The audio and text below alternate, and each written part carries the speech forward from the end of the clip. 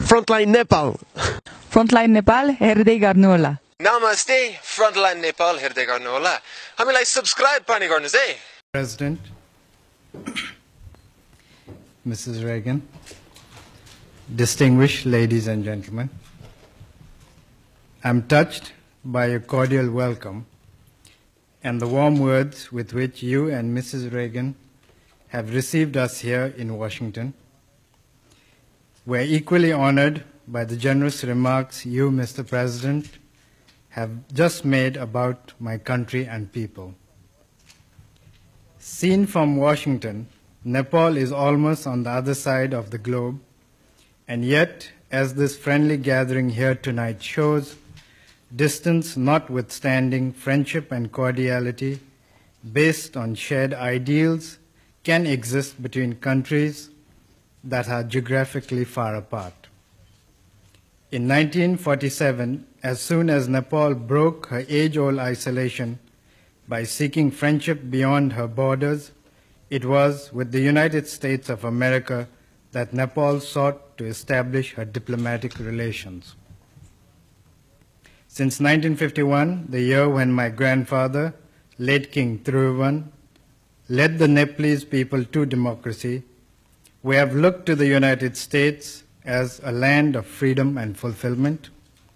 The enduring ideals of the founding fathers of America, who spoke to men of liberty and independence, have inspired men throughout the world, including those of us living in the mountain fastness of Nepal. In our part of the world, if America is looked upon as a land of gold, grain, and computers, a country of skyscrapers and space shuttle, she is also regarded as a nation committed to respect man and his dignity. A land of discovery, America has distinguished herself in being inventive, in breaking new grounds, and opening newer horizons of knowledge for the betterment of man.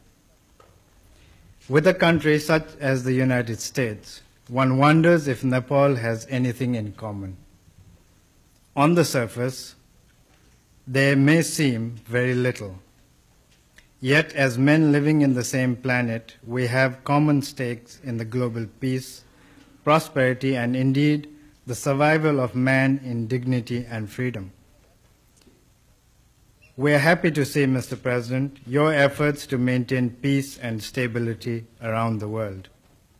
The Nepalese people join me in appreciating the understanding with which, on behalf of the people and the government of the United States, you have extended support to the concept of Nepal as a zone of peace. This recognition, I assure you, will go down not only as an important landmark in the history of our relations, but also as a testimony of your personal commitment to the cause of peace, stability, and freedom. Nepal rejoices in the achievements of the American people in different fields of human endeavors. The initiative and enterprise of your people are exemplary. Yet what happens in this part of the world sends its ripples even to the roadless villages of Nepal. We receive their fallout. When America suffers a temporary drought, millions around the world get affected. Indeed, if I may seek your indulgence, I would like to mention something that on the surface may sound trivial, but sometimes it is the small thing that can bring about profound changes. The corn, maize, in Nepal was introduced from this part of America, as were the potatoes from the Andes nearly 300 years ago.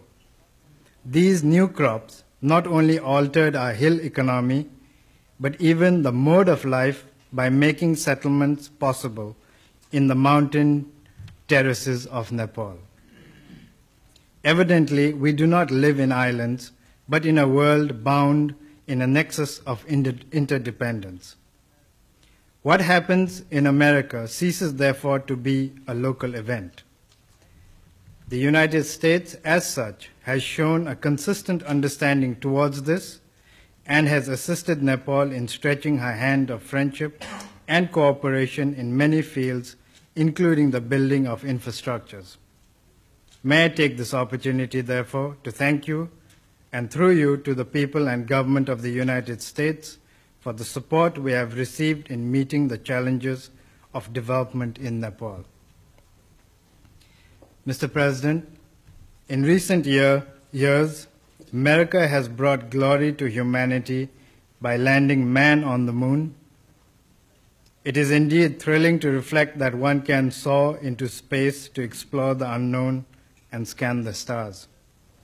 Yet these adventures into outer space would carry still deeper meaning if the part of humanity living in Nepal could also rid themselves of their continuing poverty. Herself a least developed, landlocked country, Nepal has always sought understanding and cooperation from our friends and neighbors. In fact, since the time I assumed responsibilities, I have sought that the minimum of basic needs must not be denied to people anywhere in the world.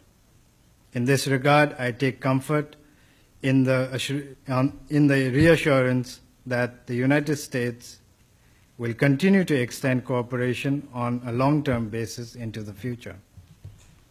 Modern technology, Mr. President, has reduced distance and joined us all into a family of nations. This situation demands that we create an enduring relationship based on a sense of purpose and meaning. Were Nepal and countries in her region willing to join hands with the United States and other international agencies in a creative effort for prosperity by putting into use a fragment of their human and capital resources to harness the water potentials of Nepal, it would not only enable them to walk over a long road to progress for our region as a whole, but would also continue to build bridges of understanding between a most advanced and a least developed nation of the world. It would also mean eliminating the perils of hunger on the one hand and the danger of instability and extremism on the other. I have no doubt that Nepal and the United States can cooperate in many fields of creative endeavors. As countries that have shown respect to the uniqueness of the individual, we believe in the conservation of the natural as well as the spiritual heritage of man. But most important of all, we both honor the freedom of man and the independence of nations. In this regard, we appreciate the support the United States has shown consistently to our identity as a nation. Mr. President, I cherish the fruitful exchange of views we have had recently with each other. You have been very reassuring, and I wish to thank you and Mrs. Reagan for the warmth of hospitality shown to me, my wife, and members of my entourage. Excellencies, ladies and gentlemen, may I now request you to join me in proposing a toast to the health and happiness of President Ronald Reagan of the United States of America and the First Lady, Mrs. Nancy Reagan, to the peace and prosperity of the American people, and to the further development of friendship between Nepal and the United States. हे तिम्रै पछिलाई रानी बानीले ठोके बाउले सिस्नो र पानीले रातो भाले कराउँदा खोरमा तिमलाई खोज्दै हिँड्छु म बेसुरमा। नमस्ते, म लोक तथा दोहोरी गायिका सुशीला गौतम। यतिखेर तपाईँ जोडिनु भएको छ फ्रन्टलाइन नेपाल अनलाइनसँग। प्लिज हाम्रो च्यानललाई सब्सक्राइब गर्न नभुल्नुहोला। Thank you so much. नमस्ते, म शिवानी सिंह थारू। तपाईँ हेर्दै हुनुहुन्छ फ्रन्टलाइन नेपाल।